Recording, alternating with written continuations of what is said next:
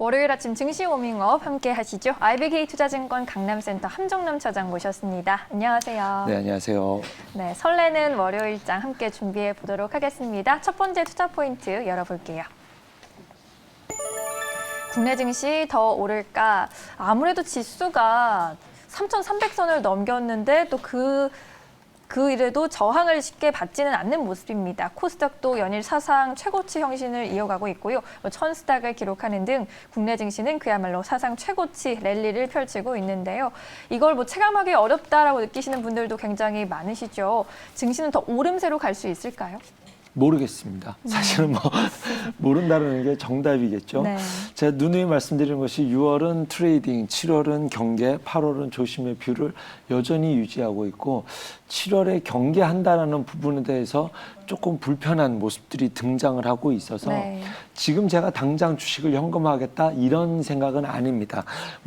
대형주의 포지션을 갖고 계시는 분들이라고 한다면 이미 좀 버텨낼 거야라는 마음을 좀 갖고 계시고 이미 좀 어느 정도 현금 보유도 갖고 계시고 그다음에 대부분 다 지금 시장을 즐기시고 롤링하시는 분들은 다 이제 트레이딩 중소형 주단이 있기 때문에 네. 지금 이 부분을 여기서 다 철수한다 이런 상황은 아닌 것 같고 그냥 시장을 딱 좀 쉽게 설명드린다면 많이 오른 종목은 조금 주머니를 좀 챙겨놓고 싶은 그런 느낌 정도로만 말씀드릴 수 있을 것 같습니다. 그런데 제가 7월 시장을 경계하고 싶다라고 말씀드렸던 이유는 여러 가지 이슈들이 있겠지만 지수가 이렇게 좀 주도적 없이 올라갈 수 있을까, 어디까지 갈 수 있을까라는 불편함, 그다음에 외국인의 매수가 없는데 개인들이 어디까지 받쳐낼 수 있을까, 이런 것들에 대한 이 환경적인 부분 요인에 대해서 중국 시장도 굉장히 큰 역할을 했었거든요. 네. 중국 시장이 여기를 잘 지켜내 준다면 이 안에는 중국 증시가 어떻게 되느냐에 따라서는 미국과 중국의 관계에 대해서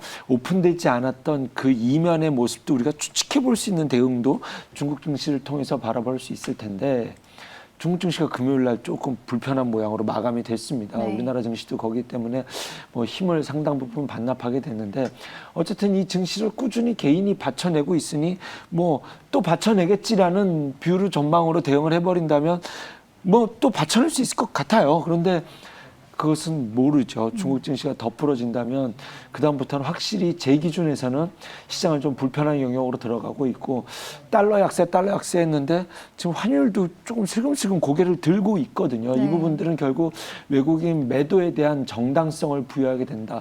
거기에 중국 증시 하락도 대표적으로 우리나라 외국인 매도에 대한 정당성을 부여하는 명분이 들어서기 때문에 이 부분에 대해서 조금 경계한다. 지금 당장 다 매도를 하지는 않겠지만 언제든지 매도를 할 수 있다라는 심리적 여유를 갖고 시장을 대응해 보려고 하고요.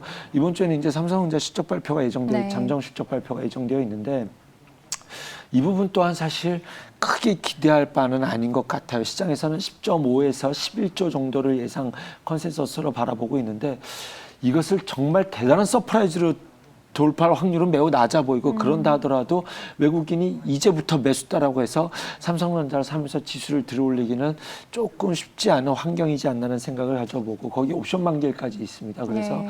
일단은 삼성전자 서프라이즈가 나와서 시장이 좀 탄력을 받는다 하더라도 그 전까지는 조금 관망과 오늘은 또 미국 휴장이잖아요. 독립기념일이라서. 그래서 조금 관망의 심리가 조금 반영이 되는 그런 좀 시장의 한 주가 되지 않을까 주초반에 되지 않을까 생각이 되고 있고요. 또 하나는 지금 시장을 개인들이 좀 받쳐주고 있는데 네. 이번 주에 이제 SD 바이오 센서죠. 이것이 이제 청약이 시작이 되면서 그렇게 오랫동안 말이 많았던 카카오뱅크와 크래프톤이 앞으로 한 달 동안 이제 상장 일정이 준비되어 있지 않습니까? 그럼 시장을 받쳤던 개인 투자 자금이 네. 이쪽 공모주로 쏠릴 가능성이 있어요. 예전에 SK 바이오사이언스였나요? 그 상장할 때 개인 투자들이 확 몰려가서 장이 좀 주춤했었던 기억이 납니다. 네. 그래서 개인 투자자 또한 개인의 파워가 이쪽으로 좀 쏠림 현상이 나온다라고 한다면 이라는 전제까지 대응이 됐었을 때 경기라는 것은 지금 당장 매도를 하지 않더라도 이상 시그널이 뜰 때는 언제든지 현금화할 수 일부는 현금화하겠다라는 뷰에서의 마음가짐으로서 좀 7월 한 장을 좀 대응해야 되지 않을까 생각해 봅니다. 알겠습니다. 이번 주 기다리고 있는 이벤트들이 꽤 많이 있네요. 이 상황에서 어떤 마음가짐을 가지고 전략 세워봐야 할지 점검해 봤고요. 두 번째 체크포인트로 넘어가 볼게요. K배터리 운명의 날 7월입니다. 그동안 뭐 많이 지지부진했던 K배터리주가 이번 주에는 여러 가지 이벤트들을 앞두고 있죠. 사실은 뭐 제가 이 시장에서 K배터리 관련주들에서 현재 대장으로 보는 것은 에코프로 BM입니다. 이것이 지켜내줄 수 있느냐, 추가 랠리를 보여줄 수 있느냐라고 네. 생각을 하고 있고요. 사실 지난주에 굉장히 섭섭한 뉴스가 나왔어요. SK 이노베이션이 너무 수급도 좋고 자리도 좋습니다라고 했는데 정말 제 개인적으로는 뒤통수 한 대 세게 맞은 느낌입니다. 전 네. 물적 분할 이슈를 굉장히 싫어하는 이슈이기 때문에 이 부분에 대해서는 드릴 말씀이 많지만 나중에 말씀드리겠고요. 뭐 어쨌든 이 자리에서 자리를 지켜낼 수 있을까? 일단은 단기적으로 실망 매물은 다 빠져나왔고 만도도 이틀째 빠지고 나서는 조금 주가가 더는 이제는 조금 뭐 긍정적인 해석들이 반영이 되면서 주가를 버텨냈는데 SK이노베이션도 좀 자리를 지켜내주기를 좀 기대해 보면서 네. 이번 주에는 일단은 산업통상부에서 우리나라 국가에서도 이제 K배터리 전략에 대해서 나쁜 이야기가 나올 일은 만무하겠죠. 뭐 이쪽 산업을 성장시키고 얼마만큼 지원하겠다 뭐 이런 긍정적인 이슈들이 나올 것 같은데 이번 주 핵심 이슈는 이것이 아닙니다. 이제 같은 날 이제 목요일에 미국 전 세계 완성차 4위 업체인 스텔란티스가 이제 전기차 데이를 이제 개최를 하죠. 그래서 이제 전기차 시장으로 가는 도약하는 어떤 비전 전략을 제시할 것 같은데 뭐 이 회사는 미국 뭐 크라이슬러라든가 뭐 피아트 뭐 이런 거 뭐 시트로엔 이런 자동차를 생산하는 세계 4위 업체라고 하니 당연히 이제 시장에서는 관심이 커질 수밖에 없는데 네. 지금 시장 분위기가 테슬라는 일본 배터리 갖다 쓰고 있고요. 그 다음에 이제 중국은 다 중국 장인의 거 갖다 쓰고 있고 미중 간에 싸움이 하고 있으니 이 기대는 저는 맞는 것 같아요. 네. 틀림없이 국내 3사가 수혜를 볼 수 있다는 데는 저는 충분히 기대감이 가져갈 수 있다라고 생각이 되고 있고요. 네. 뭐 한국과 미국이 만난 이후에 삼성전자 아직 이재용 부회장님께서 이 사면을 받기 전에도 삼성 SDI는 지금 조금 빠른 템포로 미국에 투자한다라는 이 언급을 계속 이어져 나오고 있지 않습니까? 그래서 우리나라 배터리 3사가 이것을 기대감을 가져가는 것은 저는 당연한 수순이다. 과잉 해석은 아니다라고 보고 있습니다. 그래서 이것을 통해서 이 기대감이 조금 반영이 될 수 있는 한 주가 될 수 있지 않을까 생각을 해보면서 네. 지금 뭐 성장주가 좋다라고 하는데 저는 사실 그렇게 생각하고 싶지는 않습니다. 성장주들이 올해 상반기에 많이 쉬었기 때문에 뭐 좀 긍정적이다라고 지금 충분히 트레이드 해볼 수 있다라고 생각을 하는 거지.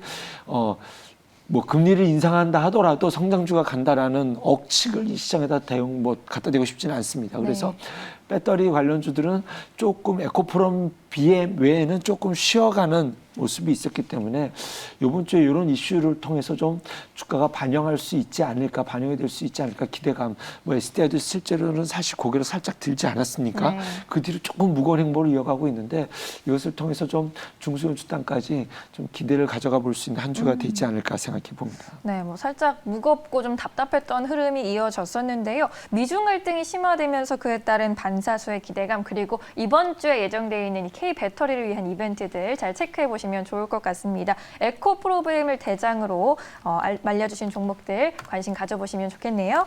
이제 세 번째 체크 포인트 열어보겠습니다. 바이오 바닥 찍었나입니다. 델타 변이 바이러스가 여전히 세계적으로 큰 기승을 부리고 있고 이에 따라 관련주들도 주가 출렁임이 굉장히 심한 상황입니다. 반등의 시작이라고 볼 수 있을까요? 아니면 좀 주춤한 종목들도 있던데 어떻게 보시나요? 매수해야 됩니다. 네, 지금 제가 개인적으로 짧은 기간 동안 굉장히 높은 수익률을 냈었던 시절이 있었는데 2018년도에 바이오 섹터가 큰 수익을 내고 나서 약간 마지막 단계, 이 마지막 단계 끝물 파동이 굉장히 세거든요. 제일 세거든요. 모든 버블은. 그때 이제 남북경협 이슈가 대두되면서 북미 간의 대화 얘기가 나오면서 이 바이오와 남북경협주가 시속 게임을 했었던 장이 있어요. 이때 이 파도를 잘 타서 짧은 기간 동안 굉장히 큰 수익을 냈었는데 지금 약간 그런 느낌입니다. 어쨌든 바이오 섹터는 제가 시장을 좋아하는 것 그리고 지금 시장을 사실 지나온 시절을 돌이켜서 생각해 보면 올라갔던 주식을 추격해서 매수했던 것보다는 안 올라갔던 주식을 사놓고 나면 좋았던 뉴스가 나서 큰 수익을 냈었기 때문에 늘 언제나 큰 시세와 나의 계좌를 배불렸던 것은 안 올랐던 섹터에 대한 접근이었거든요. 바이오에는 이 바람이 확실히 보고 있습니다. 바닥 찍었나? 바닥은 이미 찍었다라고 생각이 되고 있고요. 네. 이 안에서 트레이딩을 더 할 수 있나? 할 수 있다고 생각이 됩니다. 거기에 확실한 명분을 줄 수 있는 것은 일단은 델타 변이 바이러스고요. 이것이 어디까지 사실은 이제 델타 변이 바이러스 확산력이 커지는 만큼 사실 치사율은 굉장히 떨어지고 있거든요. 그래서 위험도는 낮지만 어쨌든 시장에서는 계속 화두가 되고 있으니 이를 통해서 어쨌든 바이오 치료제라든가 이런 부분은 당연히 트레이딩이 될 수 있다라고 생각이 되고 있는데 여기에 플러스 알파로 코미팜이 지난주에 상한가를 갔어요. 이거는 치료제가 아니잖아요. 뇌종양과 관련된 그 치료제가 이제 그러니까 코로나 이슈가 아닌 제약주들도 움직이는 분위기가 이제 코미팜을 통해서 알 수 있게 됐다라는 것이죠. 그래서 뭐가 됐든지 간에 제약주들은 쇼커버닝이 되었던 오랫동안 못 갔던 이슈가 됐었던 뭐로 봤었을 때 지금 완벽한 수급장 유동성 랠리장에서는 바이오 주식은 충분히 트레이딩을 해볼 수 있다라는 관점으로 보고 싶고요. 좀 기계적으로 대응해야 된다라는 말씀을 좀 반복적으로 드리고 있습니다. 셀트리온 제약이 왜 가냐라는 질문을 굉장히 많이 받았어요. 그냥 자리 좋고 기관 수급 들어오니까 그냥 사봤어요. 이렇게 말씀을 드렸는데 너무나 바보 같은 말씀이지만 뭐 대응법이지만 이게 또 먹혀요. 그래서 셀트리온 제약 이후에 한미사이언스를 지금 현재에서는 조금 관심을 갖고 지켜보고 있고요. 그 이후에 이제 코로나 관련주에서는 한 번씩 고개를 들었다가 못 가고 있는 것이 신풍제약이지 않나라는 생각이 듭니다. 진단키트주들은 계속 좀 고개를 들고 함께 동반 상승을 하려고 하는 모습이 보여주고 있기 때문에 한미사이언스는 뉴스도 나왔죠. mRNA 백신 핵심 원료 개발 합성 성공했다라는 이슈가 들고 있으니 이것과 관련돼서 일단은 코로나 관련된 종목으로 좀 말씀을 드리면 한미사이언스, 시젠, 부강약품, 제넥신, SK바이오사이언스, 그다음에 녹십자, 그다음에 원료약품에 대한 얘기가 나오고 있으니 그다음에 또 ST팜이라든가 그다음에 유나이티드 제약 같이 이제 이것뿐만 아니라 많습니다. 사실은 워낙 종목들이 많기 때문에 이 안에서 좀 관심 종목으로 싹 포트에 관심 종목에 넣어두시고 움직이는 종목을 빠른 템포에 잡는다 하더라도 충분히 단타 트레이딩이 나올 수 있다라고 생각이 되고 있고요. 지금 제가 말씀드렸듯이 코로나가 아니더라도 조금 시장에 관심을 갖고 봐야 되는 시장이지 않습니까? 그 안에서는 삼천당 제약 조금 관심을 갖고 있어요. 지금 이렇게 자꾸 백신도 주사 맞지 않고 먹는 걸로 가는 이런 분위기를 만들어내고 있는 이런 얘기가 자꾸 나오려고 하는 것 같아요.